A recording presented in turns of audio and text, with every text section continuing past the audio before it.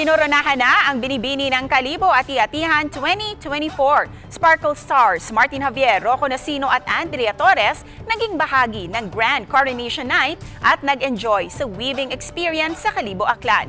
Si Kim Salinas ng GMA Regional TV 1 Western Visayas nakatuto. Mula sa production number, pagrampa, suot ang swimsuit,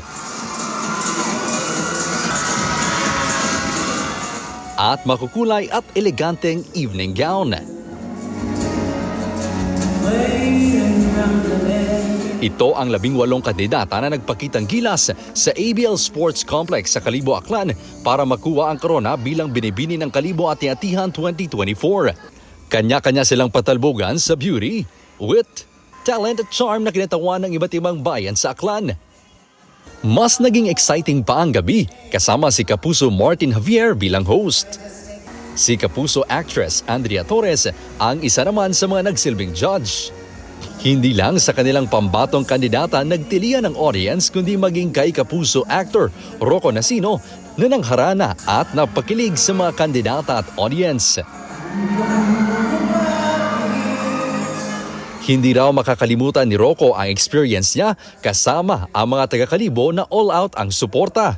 Nag-enjoy ako kasi yung mga kapuso natin ay very energetic pa. Bilib naman si Andrea sa pagiging competitive ng bawat kandidata. Nahirapan ako Ang hirap mamili sa kanila. Nakaka-proud silang lahat. Second time ni Martin na maging host sa binibini ng Kalibo.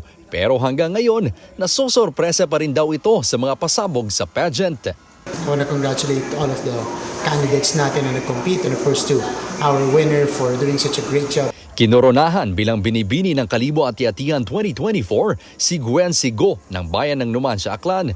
First runner-up si Aishin Rimano ng Kalibo at second runner-up naman si Yesa Marie Andico ng Bayan ng New Washington.